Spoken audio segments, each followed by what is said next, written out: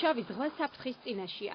ექსპერტები მიიჩნევენ, რომ ბოლო 10 წლის განმავლობაში მდგომარეობა სტაბილურია, თუმცა არა გაუმჯობესებული.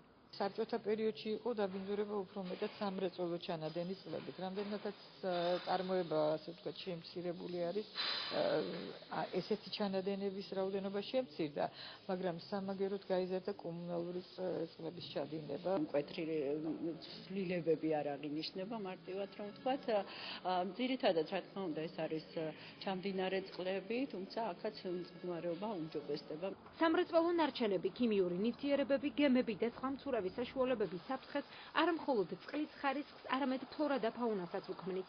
განსაკუთრებით მნიშვნელოვანია მეცნიერული კვლევები და ასევე მოდელირება ეკოსისტემებისა, იმ მიმდებარე ტერიტორიებისა, გეოინფორმაციული სისტემები თუ როგორ უნდა მოხდეს შემდეგ მართვა ამ ტერიტორიების. ადლის ნაგავსაყრელიდან ზღვაში მოხვედრილი საყოფაცხოვრებო ნარჩენები და ჩამდინარე წყლები. ექსპერტები ფიქრობენ, რომ ეს არა მხოლოდ საქართველოს, არამედ მთლიანად შავი ზღვის აუზის ქვეყნების პრობლემაა. ერთი ცალკეული ექსპერტი პრობლემას დაადგენს, მაგრამ ბუნებრივია ვერ გადაჭრის, საკითხს ვერ გადაჭრის ვერც ერთი კონკრეტული ქვეყანა. ამიტომ მნიშვნელოვანია შავი ზღვის აუზის ქვეყნებმა ოპტიმალური გზა მოძებნონ.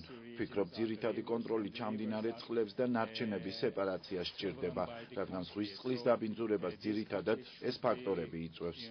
ყველა ამ პრობლემაზე შავი ზღვის აუზის ქვეყნების წარმომადგენლებმა საერთაშორისო კონფერენციაზე იმსჯელეს. პრობლემა, რომელიც უფრო გრძელვადიანი პრობლემა არის, შეიძლება ყველაზე მწვავეც არის კვებავი ნივთიერებებით შავი ზღვის დაბინძურება ყველა ქვეყნიდან, მათ შორის ევროპის ქვეყნებიდან, მათ შორის საქართველოდანაც ჩამონადენი, რადგან დიდი წყალშემკრები აუზი აქვს. მდგომარეობის გამოსასწორებლად გარემოს დაცვის სამინისტრო სანაპირო ზოლში მონიტორინგის გააქტიურებას აპირებს. გარემოს დამცველები კი პრობლემის გადაჭრის მთავარ გზად საზოგადოების ინფორმირებულობის გაზრდას მიიჩნევენ.